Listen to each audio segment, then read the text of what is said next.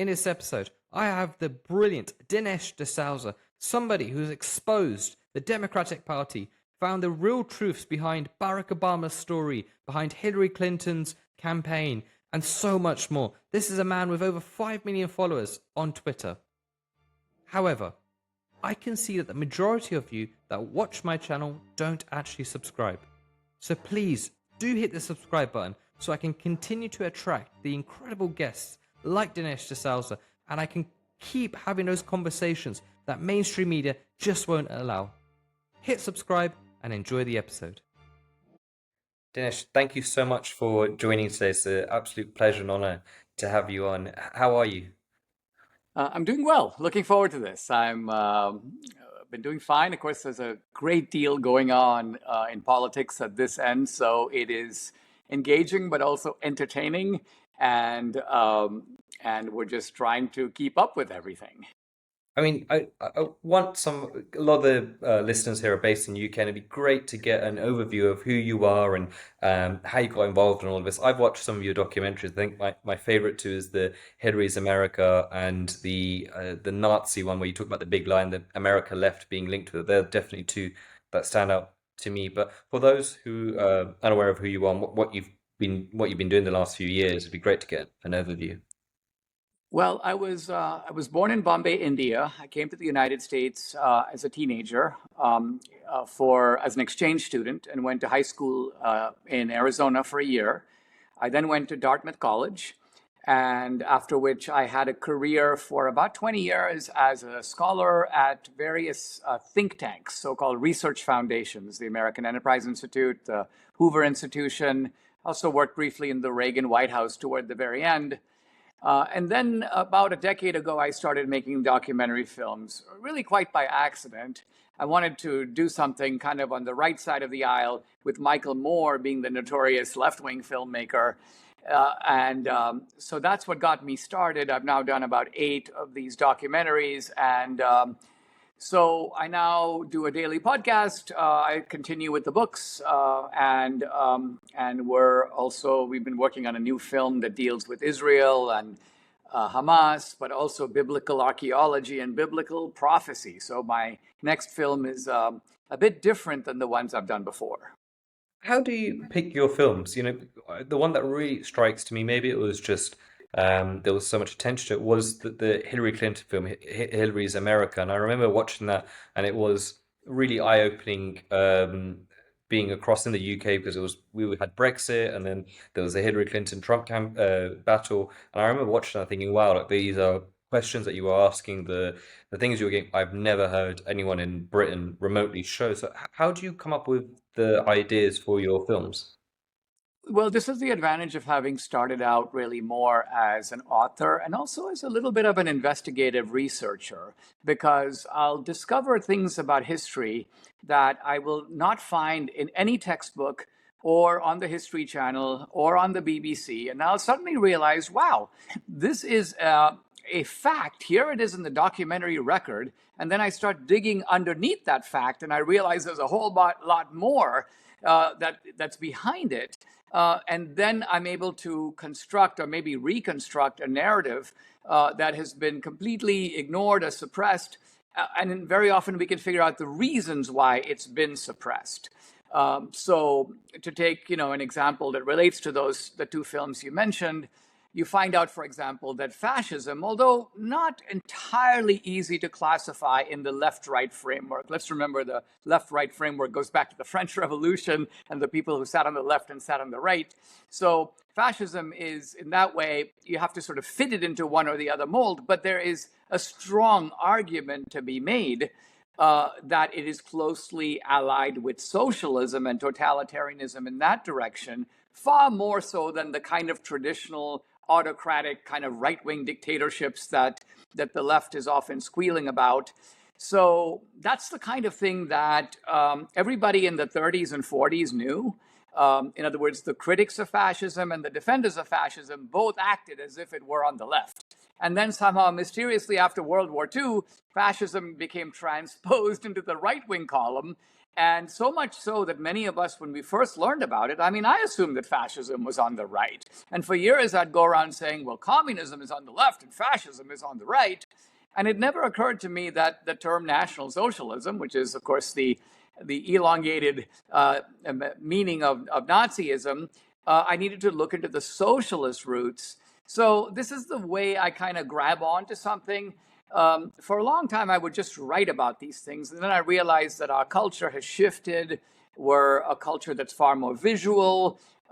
Film, both long and short formats, is much more popular. And so these days, I combine the book and the film in a kind of 1-2 punch.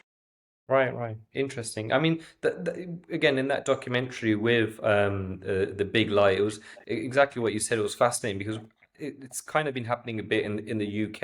It's very relevant to now, where we've got a UK government that's taking more and more power in terms of the online safety bill. There's so many bills where they're censoring freedom of speech, and so many authoritarian moves that they're making, although they're not portraying it in a so-called evil way. They're doing it for what they said, the better of the public. But you can definitely see ties of with the bigger governments in terms of the consolidation of power. And I think that documentary really sets up. But the other thing I wanted to ask you about is, again, in your documentary films, you really expose the dark history of the Democratic Party. And I think for a lot of us, especially across the pond, will have absolutely no idea about some of those roots. I mean, it'd be great to get, some of those outlines, some of those generic overviews from that.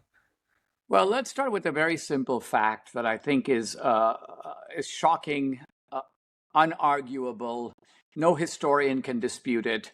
And it forces you to really rethink the way you think about the Republican Party and the Democratic Party, particularly in relationship to slavery. So in 1860, which was the year that the Civil War began, there were approximately 4 million slaves in America. And the question I asked, which apparently had rarely been asked before, at least not in recent memory, was how many of those slaves were owned by Democrats as opposed to Republicans? The reason that this question is camouflaged is because people love to portray slavery as a North-South issue, and to some degree it was. But let's remember that the Republican Party was the predominant party in the North. Even though Abraham Lincoln ran in the 1860 election, he was not even allowed on the ballot of 10 southern states, and he still won. So that gives you an idea of what a regional party the Republican Party was. Its strength was in the North. The Democratic Party's strength, there was some in the North, but it was predominantly in the South. So let's look at the slavery issue from the partisan lens of Republicans and Democrats. I discovered that in 1860, the year of the Civil War, there were fewer than 10, I repeat, 10 Republicans in the United States who owned slaves. Wow. So let's think about that. That means that there were some other minor parties, but the vast, vast majority of slaves, let's just say 3,999,000 or thereabouts, are owned by Democrats. Now, you can scour the textbooks, you can scour the historical documentaries on the Civil War, which have been many. You will not find this fact present or taught or promulgated. And so there is a powerful effort on the part of academia and the media to suppress true information because it is, to quote Al Gore, an inconvenient truth. Why has that happened? Because it's not maybe to that extent in the UK, but why do you think the academia has become like this and it hides so much? And even mainstream media, I think Trump's done amazing over the last 10 or so years in exposing the realities of the mainstream, but in particular with academia and other institutions, why are they so left leaning? And yeah. The reason is that when I was a student at Dartmouth, I had a very good idea of the politics at the Ivy League institutions, and I was in contact with a number of the others.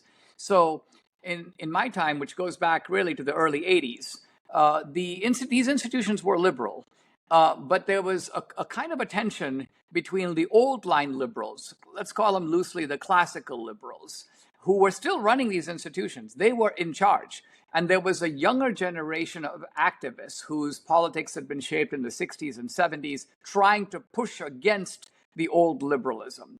At that time, I was fairly confident that the old liberalism would hold, at least to some degree.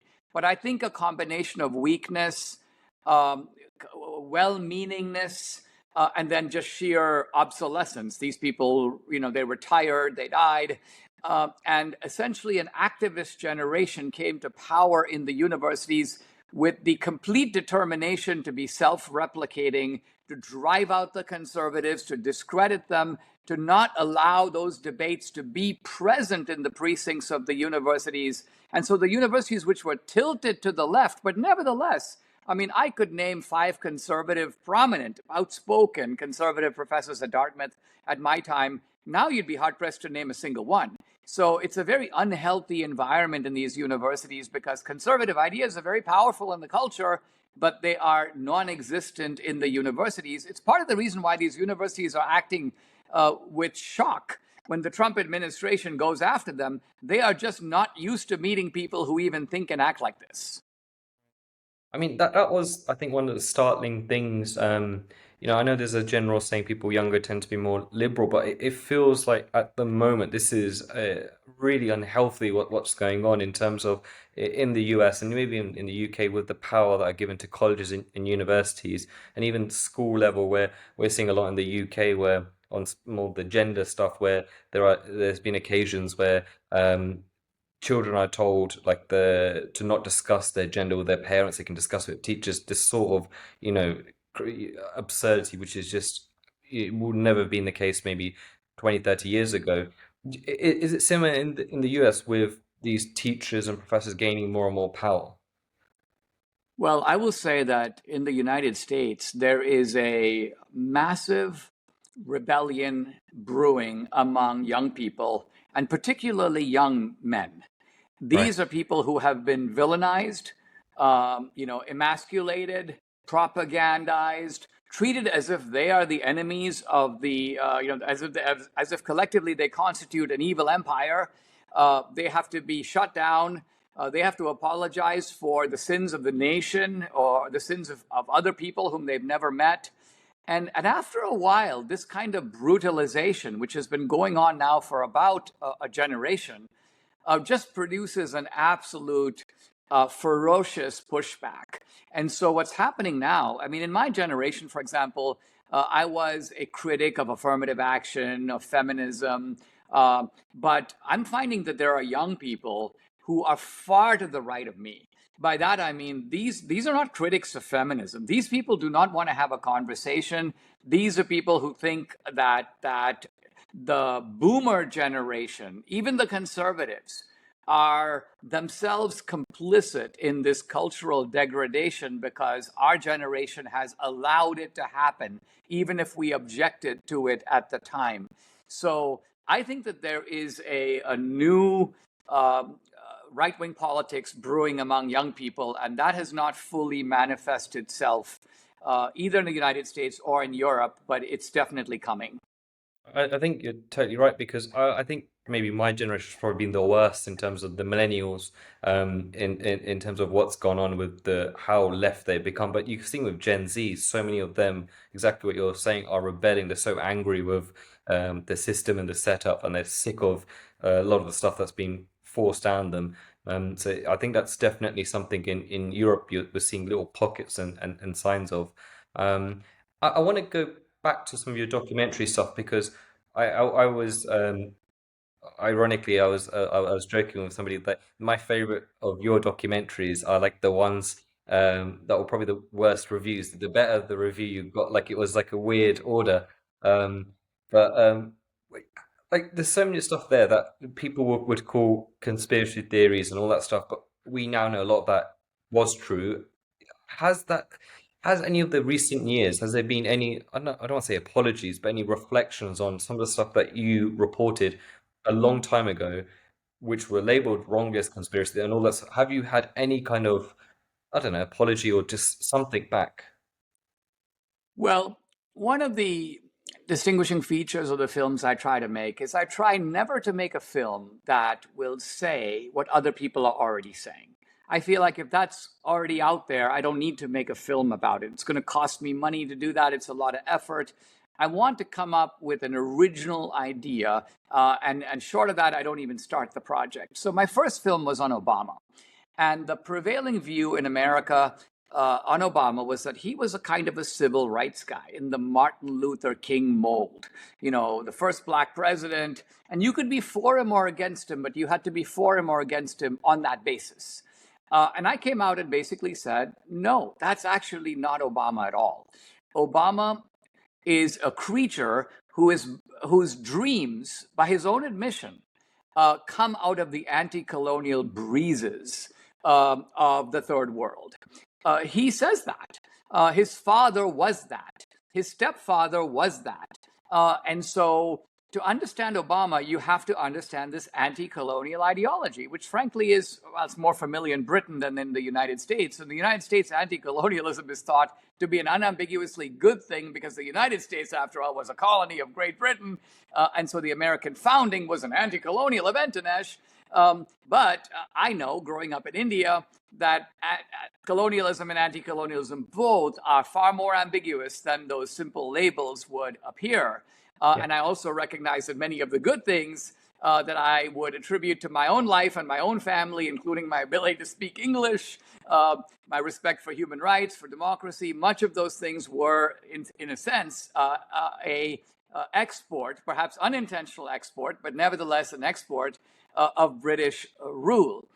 So I made the film on Obama, and there were many conservatives, not just liberals, who were like, well, Dinesh, I don't know why you're bringing up Africa. You know, it's a little too racial. Maybe you should stay away from the Africa kind of issue. And I'm like, well, you wouldn't understand why Obama adopts a foreign policy that is hostile to Britain, hostile to Winston Churchill. He likes the Arab Spring. He likes the Muslim Brotherhood ruling Egypt. He would want to do the Iran deal. Now, all of this was in the future. This came out after my film, but it was in a way predicted by it. And so if you watch the film now, you'd go, oh yeah, Obama, well, that's it. I mean, that's who he is. But at the time, the ideas in the film were very novel, and a lot of people, even on the right side of the aisle, thought I was kind of going down an unnecessary path when, because they thought of Obama in very different terms. It's bizarre because, you know, most people would say unless you understand somebody's past, you can't really fully know the person. So the more you know about their upbringing and the more you know about their environment, the better understanding you have of the human. And from what you've said and from what I've read, that there seems absolutely nothing in that film that's remotely controversial. You may disagree, but I don't understand why, right or left, but in particular why the right would be so anti. Was it just the fact that he was the black candidate, future black potential president, you therefore can't cross that line? Is that the... Yeah, there was almost a sacramental quality to Obama's ascent. The media was extremely protective of him and are to this day. This is why, for example, even now in America, with all these new revelations about the conspiracy, I think is not too strong a word, to frame Trump in the 2016 election as a asset of Putin and Russia, there's probably going to be accountability for that. And I would not be entirely surprised if there are some indictments. But I don't expect an Obama indictment. It'd be more likely to see a Hillary indictment than an Obama indictment because some of that halo still attaches to Obama. Like, oh, you can't touch this guy. And that was there very strongly in 2008. Some of it had diminished by 2012. But as I say, it hasn't diminished entirely. I remember when he won the Nobel Peace Prize, and I had said it maybe a year or two ago, where I was advocating that Trump should get the Peace Prize for Abraham Accords, for his work on the Abraham Accords. And for me, when I look at when Obama won the Nobel Peace Prize, the only qualification I could see was literally him being black. There was no, this is a guy who dropped how many airstrikes, how much war this person's conflict, but they still gave him. I couldn't understand where the rationale is. And I want to ask about Obama now, because maybe you'll definitely have way more knowledge on this. From what I've seen, I don't know if it's a different Obama, but there seems to be even more of like a cultural shift. Like I remember Obama being so strong on deportations, immigration, well, speaking anyway about this sort of stuff. And now when I listen to him, I listen to somebody who is like an extreme left-wing person, which I don't, maybe I was too young, but I just don't remember hearing a lot of this sort of stuff. Has that come as a surprise to you? No, I think that Obama has always been radical in his um, ultimate destination. But you have to remember the United States was in a sort of Reaganite phase all the way from the 1980s until about 2008. Even Clinton was strongly carried by the Reagan tide. And if you look at Clinton, the way he governed, he seemed to govern right of center. It wasn't because Clinton himself was that right of center, but he was pulled by the current, which was a post-Reagan. Remember the Cold War, the Soviet Union collapsing. We had a very strong technological boom in the 90s. So Obama realized when he came in that he had to tread somewhat cautiously, and he did. He pushed certain areas, but he didn't push other areas. And so overall, you could get the idea that Obama was a centrist. He was not, but tactically he realized I cannot fight on all fronts. Remember, he also got absolutely decimated in the two midterm elections. So he swept into power in 2008, but he got destroyed in 2010. He won again in 2012, but he again got decimated in the 2014 midterm election. So he was dealing with hostile congressional majorities on the other side. So he was more limited. By contrast, when Biden came in, and I think we now have to realize that this Biden presidency was a presidency that was functionally operated by a junta made up of people like Chuck Schumer, Nancy Pelosi, and quite likely Obama, or the people very much around Obama. Those were the people really running the country. So Obama, in this sense, had a free rein to a degree that he didn't when he himself was the president. It's fascinating. You know, the more I hear him speak recently, I just don't see the same person. I remember even when he was running as president, he had that. They asked him about legalizing gay marriage, and he came out and said, "Look, I'm a Christian man, and therefore I'm not going to be in favor of it." And then obviously he does legalize gay marriage, and I remember thinking, "Wow, that was the first time where even me as a Brit, I was like, wow, like you know what? Whether I agree or disagree, I like the fact that you have principles and you are set, and you've just changed them. What's the rationale?" And that was the first time where I dared to question or Obama in terms of who he was, because like you say, he's so well received. And I don't think even just in the UK, I think in the world media, he's such a you can't really say anything negative about him. Um, He's a very enigmatic fellow because his manner is cerebral. It's almost cerebral to the point of view of being comical because you'll find him. He's talking about something that is, well, let's say he's talking about Iraq or he's talking about 9/11. He'll sit down and he'll say, well, we have to make a distinction between ISIS and ISIL. Now, most Americans will be like, what are you even talking about?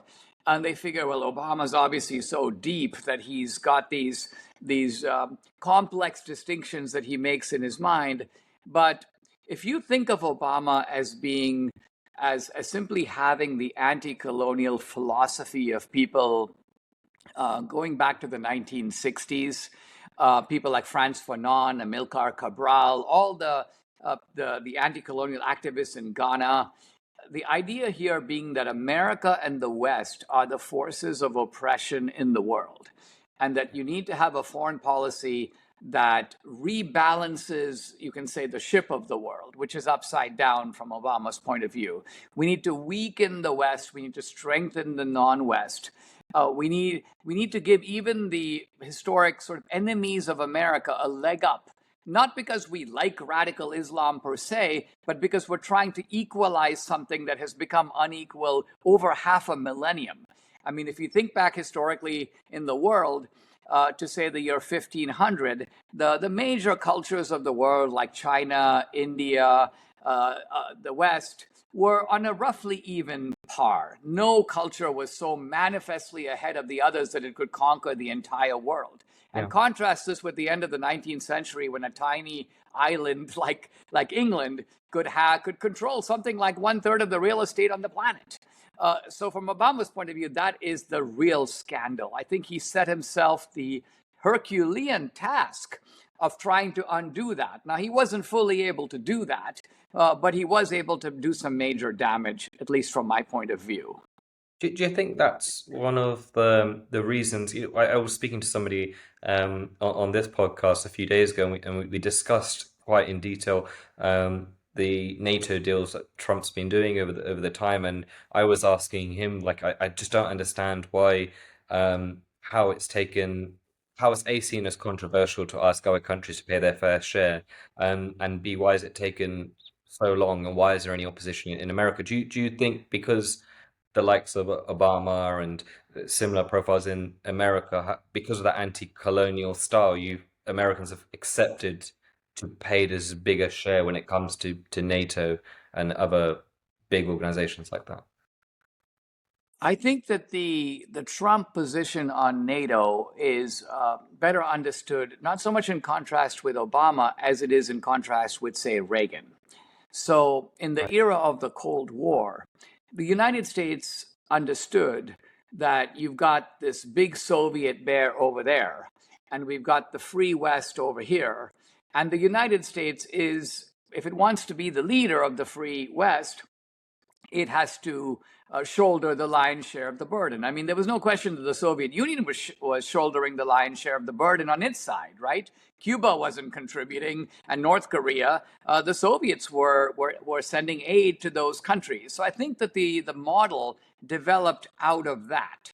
And I think what Trump is saying is that in some ways, we are now back to the 19th century. And by that, I mean, in the 19th century, you had countries that looked out for their own self-interest. This is not to say that you couldn't have alliances of countries that came together against other countries or other alliances, but each country was in a way carrying its own weight, and it would be a little preposterous for one country to say to another, hey, listen, let me climb on your back, and you swim across the pond, and I'll simply flail on top of you. So I think Trump's view is that it doesn't make pragmatic sense. An alliance needs to be mutually beneficial. Each side needs to do its part, somewhat similar to perhaps a business contract, right? Which you'd enter into where you say, listen, I'll fulfill my end of the deal, you fulfill your end of the deal. It doesn't matter if you're a bigger or smaller partner. We're still going to negotiate on terms of what each side can provide to the other. So I think there's a kind of a realism to Trump's approach, which is very appropriate to the post-Cold War era. Right.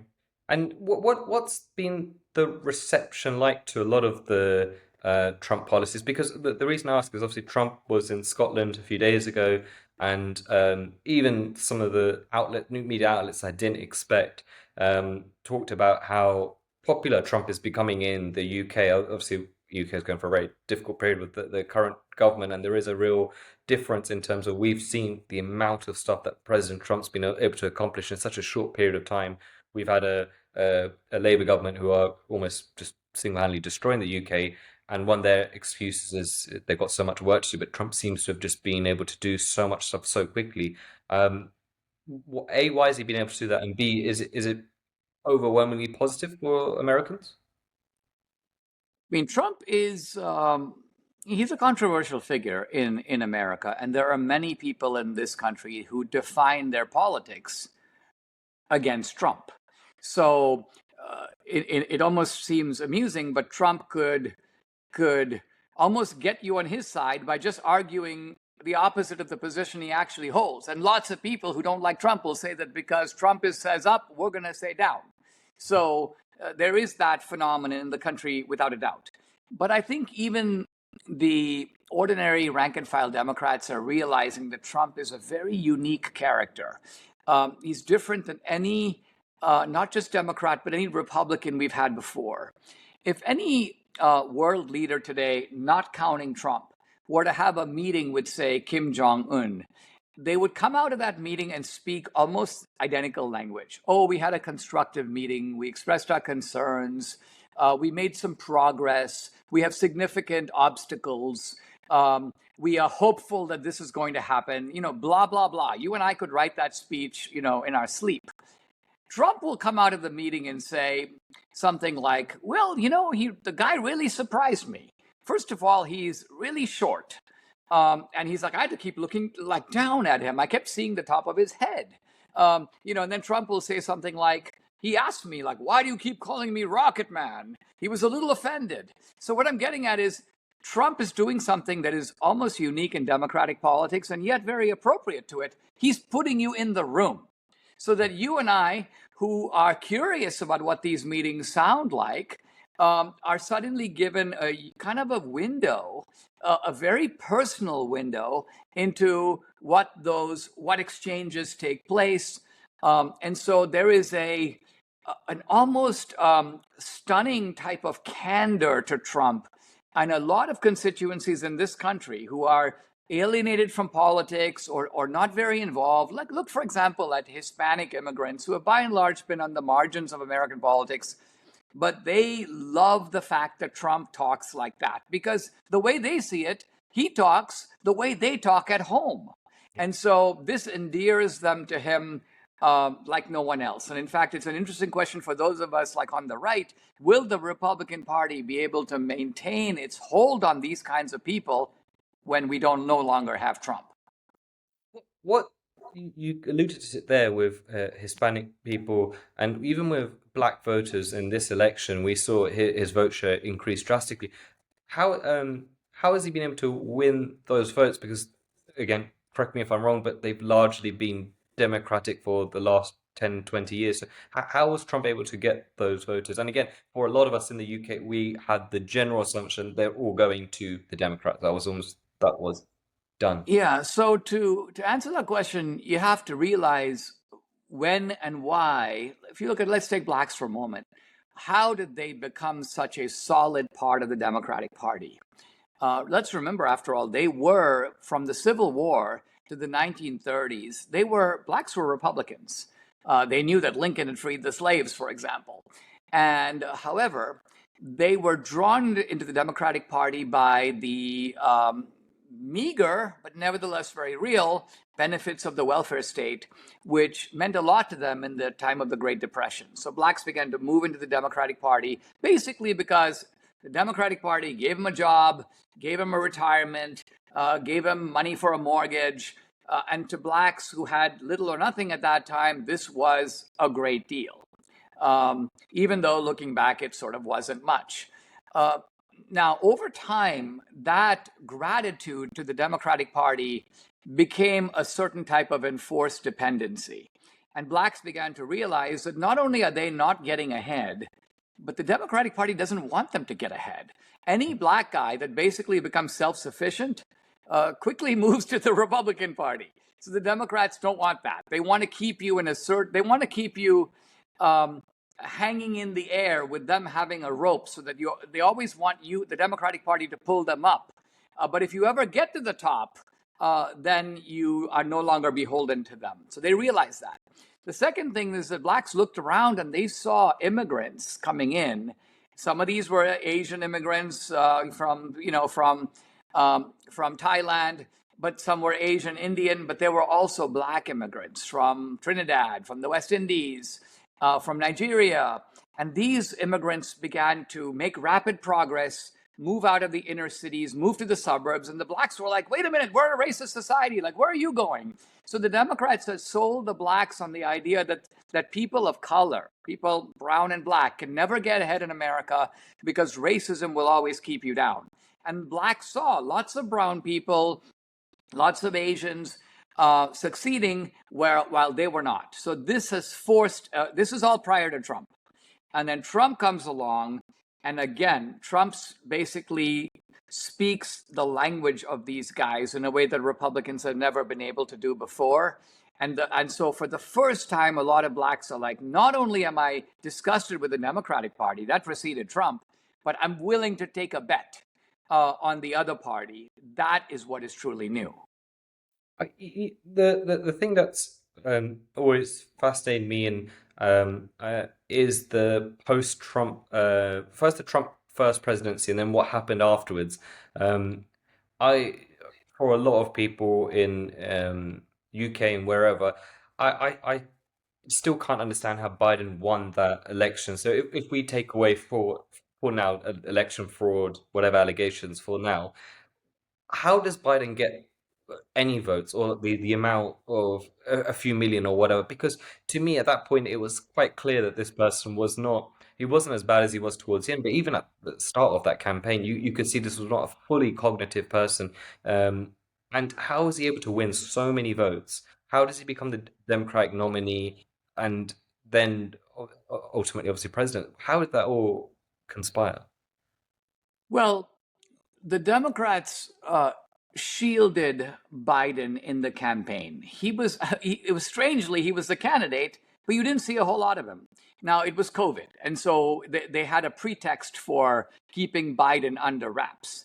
You have to remember that in America, you've got about 45% of the country that is just habitually Democratic, and about 45 that's habitually Republican. So, absent some kind of emergency, they're going to pull that lever no matter what.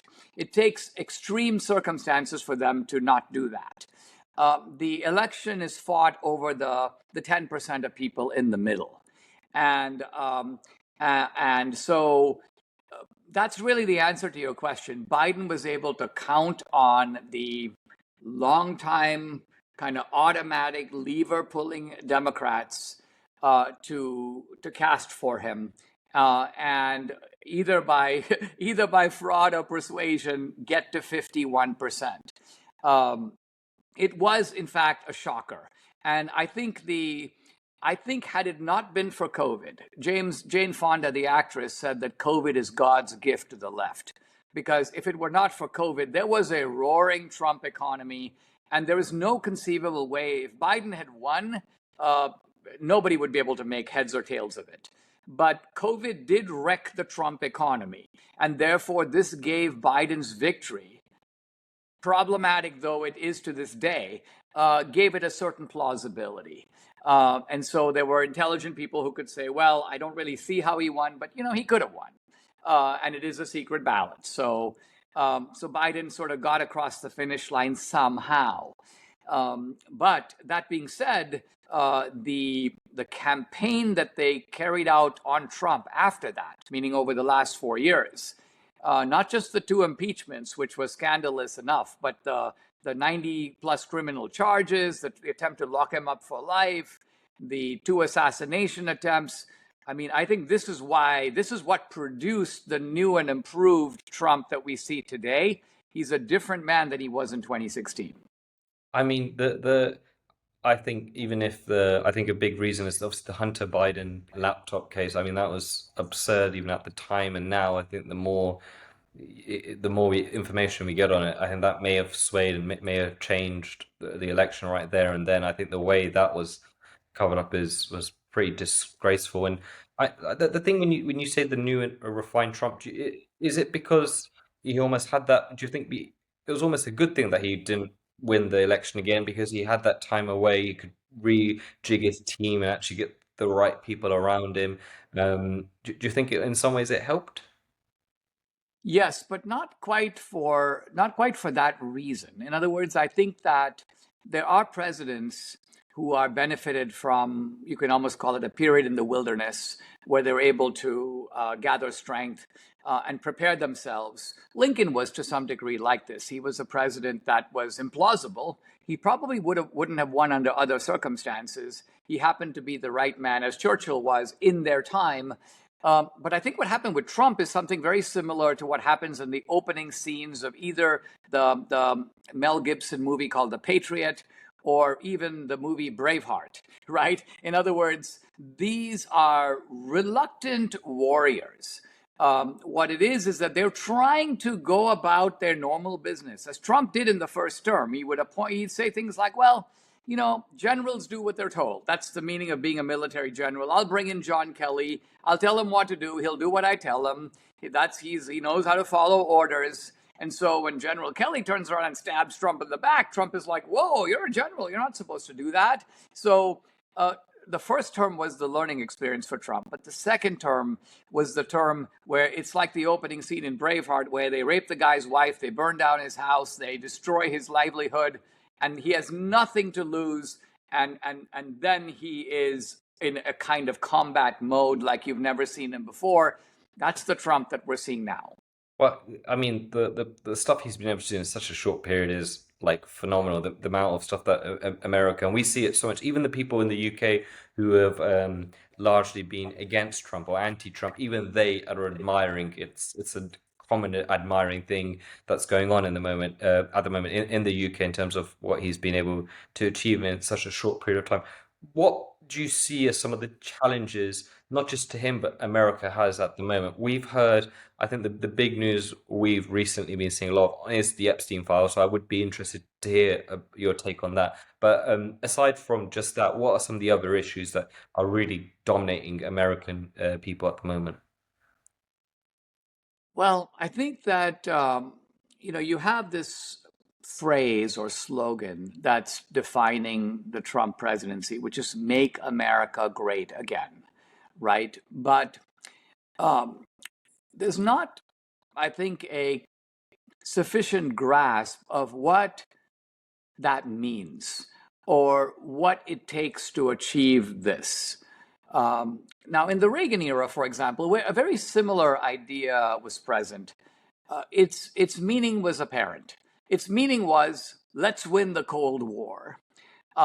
Let's revive the patriotic American spirit that had been debilitated under Jimmy Carter.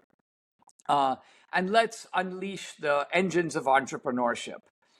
And so Trump is very much in a similar mode, which is, let's be strong. Let's recognize there are bad guys in the world.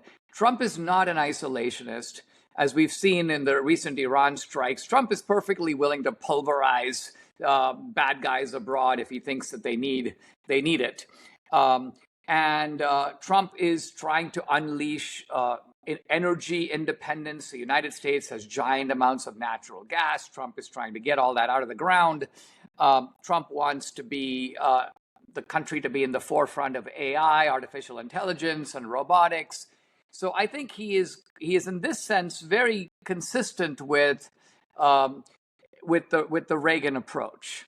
But where Trump departs is Trump is questioning some of the free trade assumptions that have been bedrock to the Republican Party for half a century. And I don't think that Trump is saying that free trade is bad.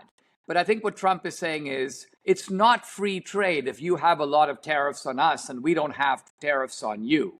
So I think Trump is saying, I'm willing to use politics as a sort of a battering ram to try to really open up trade and bring down barriers, because trade is only free if it's on a level playing field, if it's reciprocal.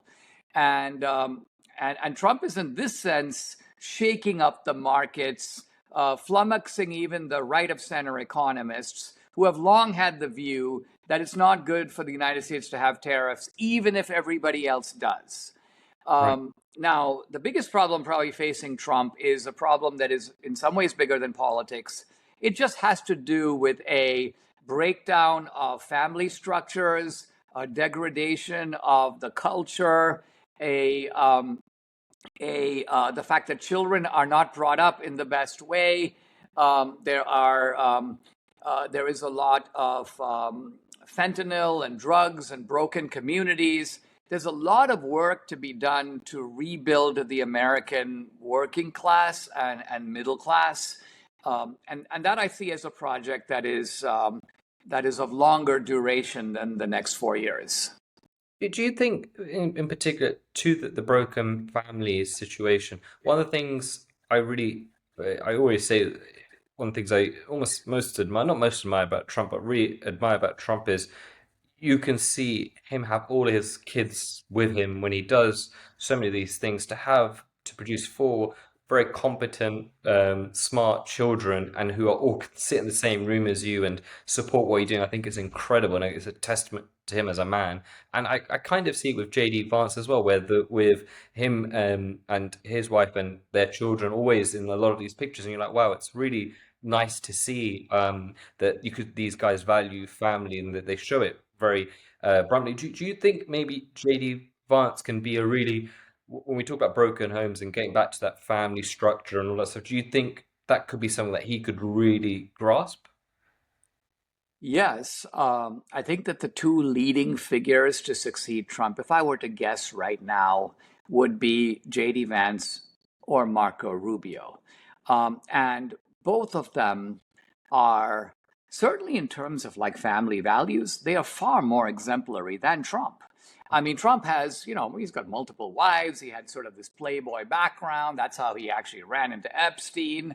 Now, Trump has done, as you say, unbelievably well in not only having his kids do well, not only having his kids adore him, his ex-wives adore him. They endorse him. They're there in his campaign rallies. So Trump brings everybody over to his side, and that's because of a personal magnanimity that he has that those of us who have seen it up close were very touched by it. People who work for Trump, the left has been trying now for years to find people who work in the Trump hotels to come out and say bad things about Trump. You can't find one person to do that. So true. And it's because when Trump goes walking through the hallways, he knows these people by name. He knows that, this guy's kid just took an exam. Hey, how'd your kid do in the exam? Oh, he did great. Oh, that's good to hear. What's next for him? So when you find somebody who has that kind of, takes an interest in you and that kind of personal curiosity, you become disarmed. And you're never going to say a bad thing about that guy. So yes, but just in terms of like, finding a traditional wife and having a traditional family, you will find that post-Trump Republicans are very solidly in that camp. And in that sense, they are not only advocates of family values, but they exemplify it. So how do you think Americans can take that? But it's not just an American problem, it's a problem for Europe, it's a problem for the West in general. But specifically with America, how do you think that can change? Because there has, one of the things of BLM, um, one of the things in multiple things, many things in the manifesto, but one of the things was this destruction of nuclear families. And we've seen that plastered all over media, culture, everywhere. We've seen that kind of just basically destruction of nuclear families, not giving any importance and value to it. How does America change that messaging? Well, I think for me, and perhaps also for you, when those of us who have grown up in other societies are bringing traditional values to the country that are imported. We are less contaminated or affected by some of the depredations of the culture because we don't live entirely by the standards of that culture. Now, I read a very striking thing that was on social media recently by one of the advocates of the so-called trad or traditional kind of movement. And he said, I've basically learned to distrust everything that my parents tell me and to believe everything that my grandparents tell me. In other words, what he's saying is that when I listen to my parents, I get boomer garbage. They say things like, your mother has a new boyfriend. You should come and celebrate with us and learn because, you need to share in my happiness and all this kind of rubbish. But this guy was saying, when I listen to my grandparents, whatever they say is the way the world really is. And so there is a conscious effort. I mean, I see this, my daughter went to Dartmouth as I did. She married a young guy who grew up on a ranch in Abilene, Texas. He is now the youngest congressman on the GOP, on the conservative side. And I listen to them because these are guys who are like, these are people who, they have medieval art in their house, if you can believe it. They read books from the 18th and 19th century. They're just not that interested in the conservatism of the last 25 years. They're interested in the conservatism of like the previous 200 years, and even earlier than that. So there is an intellectual interest in old books, in old architecture, in old cathedrals and gargoyles, in a pre-feminist way of thinking. And I think all of this is very healthy. In fact, all of this should be and could be the product of a very interesting cultural debate, which is alas not taking place because the left has become so dug in. They consider these people to be, probably ghosts of the past. Right. And these young people are sufficiently fierce about their new commitments that they're just in no mood to listen to any kind of nonsense about abolishing the traditional family or anything like that. The reason is they have lived, many of them, semi-abused lives. And so Yep. they have directly felt the blows on their head of the so-called liberated family.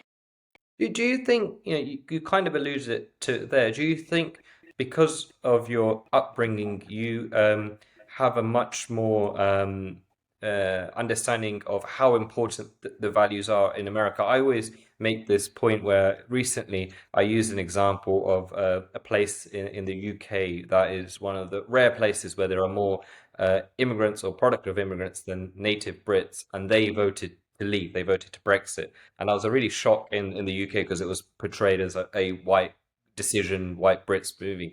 And I kind of came to a conclusion. I think for a lot of immigrants or product of immigrants that have come legally and have benefited from the UK, they feel so patriotic towards Britain because they understand the value Britain's given them, and maybe their lives wouldn't be the same had they seen it in their home countries. Do you see what I'm saying? It's that you understand the how important American values are because you can see both sides and you can see maybe this is the better one, if that makes sense.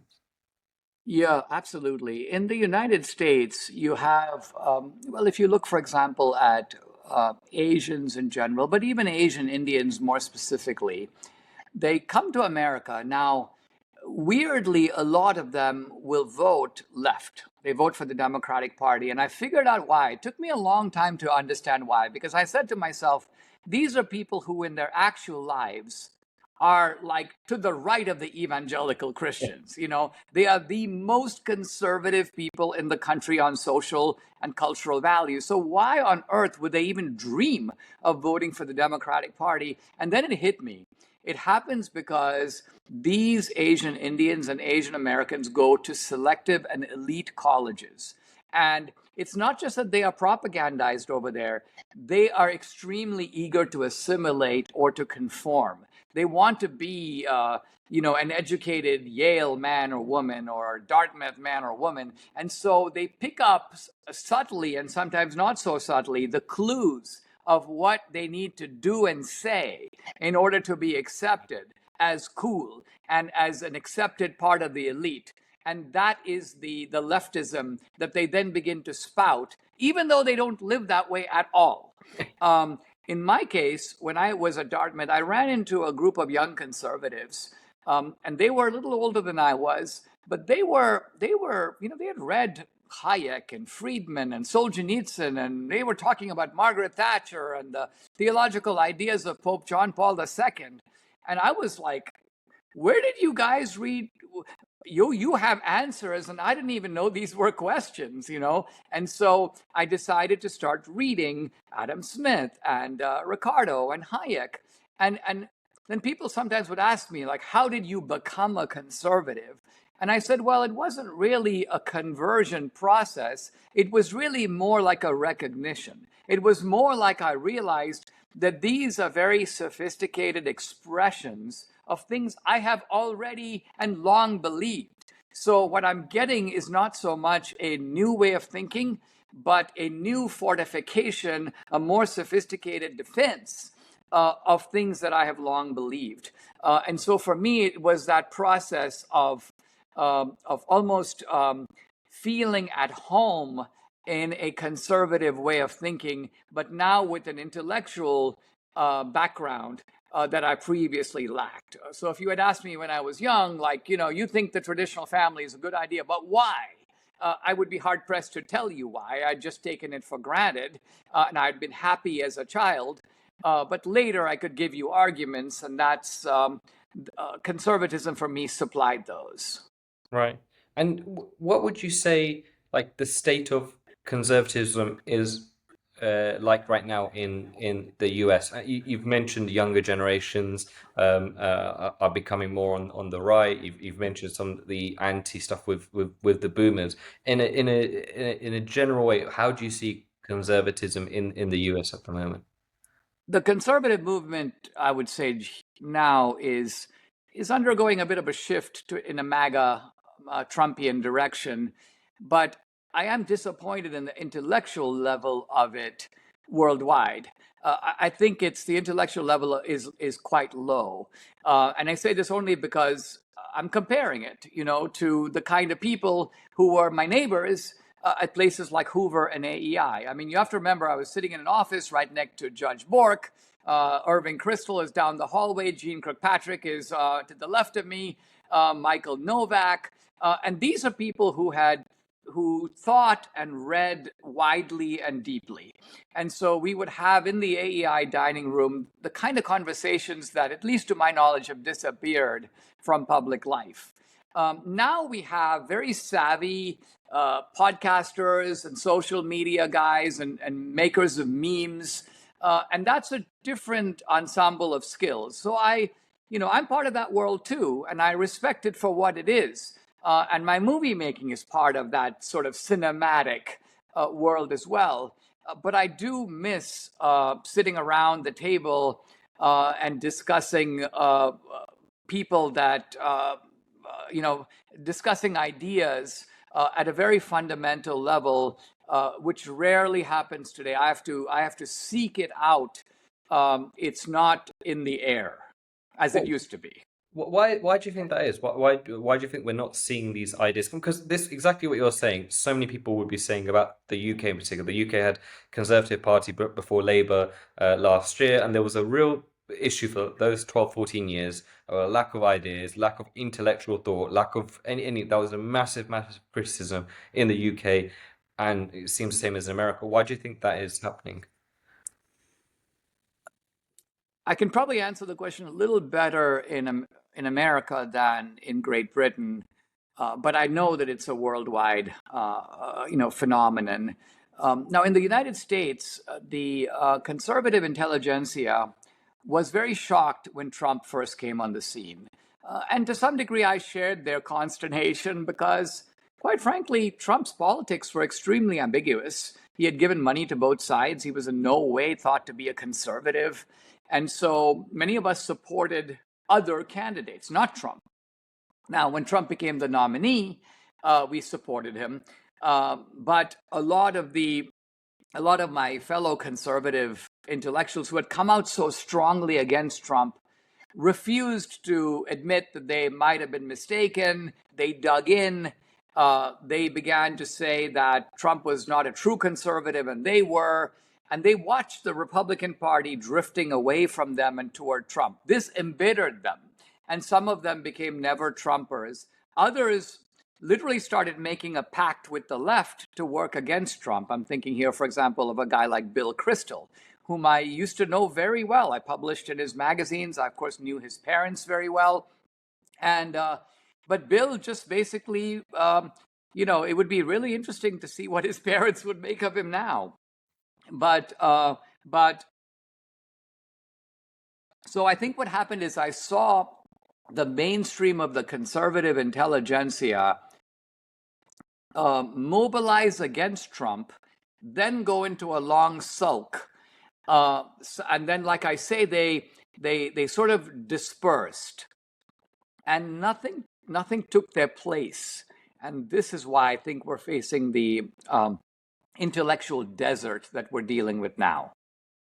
Okay, interesting. I'm conscious of time, and thank you so much for how much time you spend. I'm going to finish with, in terms of, kind of question I asked at the start, to be honest, going almost full circle, is with the documentaries you've done. Like I said, you've proven so many things in your documentaries that we would now say in 2025 as facts, as say almost ahead of your time. But I just, from reading and from seeing the amount of criticism you've received, especially when they first came out, has there been any kind of acknowledgement or any kind of understanding that what you did in terms of unlocking so much of people's minds to think different? Has there been any acknowledgement from those people who clearly had gone after your documentaries and stuff like that? Has there been any acknowledgement to almost admit some of the wrongs that they had done?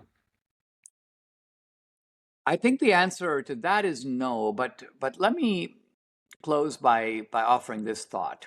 You know, for many years, I've debated issues of politics. I've also debated issues of God versus atheism against some of the leading prominent atheists around the world. And I noticed something very interesting. In a debate, you can never get your opponent, however much you defeat them on the stage, to say, guess what? You're right. I'm wrong. They'll never do that. But two things happen if you do well in the debate. One is that the next time you suddenly realize, even though you're debating the same guy, he's not making the same arguments that he did before. His arguments have become modified because he's now taken note of the fact that, oh, I got zinged the last time I brought that up. I better not bring that one up again. That's not going to work. And then you have people in the audience who are more undecided, who are now in your camp. And so similarly, I do think that the view of Obama that I presented in my first film is now the mainstream view on the right, for sure. I also think that, for example, in Hillary's America, the movie was, well, it's partly about Hillary, but a lot of it, as you noted, was about the secret history of the Democratic Party. Yeah. So let's take conservatives prior to that film generally took the view that when the left accused the right of being racist, the right would always say, racism is not as bad as you think. That was the mainstream conservative defense against the liberal attack. I opened up a new counterattack, which was not that. My counterattack was, yes, there's a lot of racism, but guess what? The Democrats did it. The Democrats are the party of slavery and segregation and Jim Crow and racial terrorism and the Ku Klux Klan. Now, Black people who were beginning to become disenchanted with the Democratic Party did not like the earlier conservative argument that minimized racism. But they loved my argument, which was that the Democrats are the perpetrators of these evil deeds. And so a lot of Blacks, for example, who today are Republicans, you'll see them railing in social media about the fact that, yeah, it's no surprise the Democrats are doing this and that. Guess what? These are the same people who beat us and strung us up on a tree and enslaved us. All of that is coming out of Hillary's America and my associated writings on that topic. So when I hear that coming from people who are actually better messengers than me, I mean, I can't go out in the Black community and say those things. It's great to have them do it. I feel very consoled and gratified that these arguments that seemed so outlandish at the outset now have found a very receptive following among people who are actually changing their political loyalties on the basis of it. Amazing. And I think there's so many more people like myself and other people who have watched your documentaries and who would attribute so much of, whether it's opening the minds, opening different styles of thinking, that I think there's so many people that will definitely agree with the work you've done and everything you've just said there. We have a closing tradition on the show where I ask the guest a unpopular opinion that you have that you think should be popular. So it can be anything we just discussed. It can be completely trivial. It can be something unrelated. But yeah, just an unpopular opinion that you have that you think should be popular. Well, my unpopular opinion is that we need to have some form of a restoration of patriarchy. And by patriarchy, I mean the very simple idea that men rule. This is an outlandish idea to many people, and I'm not referring to patriarchy in its kind of ugly or oppressive forms, which do exist. I'm talking about a kinder, gentler patriarchy that I think is good for the family, good for the culture, and good for the country. Amazing. Thank you so much for your time, Dinesh. This has been amazing. My pleasure.